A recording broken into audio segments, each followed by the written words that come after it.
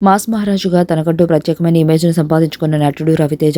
Solo ఇండస్ట్రీకి వచ్చి చిన్న చిన్న క్యారెక్టర్లు చేస్తూ ప్రేక్షకులను అలరించి రవితేజ ఆ తర్వాత హీరోగా మారి ప్రస్తుతం స్టార్ హీరో రేంజ్‌లో ముందుకు దూసుకెళ్తూ ఉండడం విశేషం. గతంలో ఆయన మాస్ సినిమాలను చేస్తూ ప్రేక్షకులను అలరించారు. ఇక రీసెంట్‌గా తన పంథాను మార్చి ఫ్యామిలీ కామెడీ జానర్‌లో సినిమాలు చేశారు. భర్త మహాశయులకు విజ్ఞప్తి అంటూ వచ్చిన ఈ సినిమా పాజిటివ్ టాక్‌ను మూటగట్టుకుంది. రవితేజ యాక్టింగ్‌లో కొత్తదనాన్ని చూపించారు అంటూ విమర్శకుల నుంచి ప్రశంసలను అందుకున్నాడు. అలాంటి రవితేజ మరోసారి తన రెమ్యునరేషన్‌ని భారీగా పెంచినట్టుగా తెలుస్తుంది.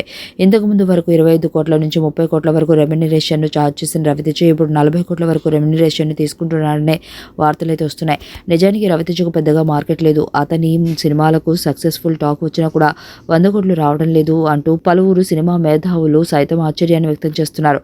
ఇక ప్రొడ్యూసర్ సైతం రవితేజతో సినిమాలు వర్కౌట్ కావడం లేదనే ఉద్దేశంతో అతన్ని పక్కన పెట్టేందుకు కొంతమంది వేరే హీరోలతో సినిమాలను చేస్తూ ముందుకు సాగుతున్నారు. రెమ్యునరేషన్ విషయంలో రవితేజ చాలా కఠినంగా ఉంటారనే వార్తలు కూడా వస్తున్నాయి.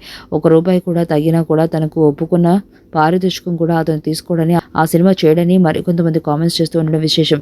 ఇక ఏదేమైనా కూడా యావత్ ఇండియన్ సినిమా ఇండస్ట్రీలో ఉన్న స్టార్ హీరోలందరూ గొప్ప సినిమాలను చేస్తూ ముందుకు దూసుకెళ్తుంటే రవితేజ మాత్రం నాసిరాజు కథలతో సినిమాలను చేస్తున్నాడు. ఇక మీదట మంచి కథల్ని ఎంచుకొని సినిమాలు చేస్తే బాగుంటుంది.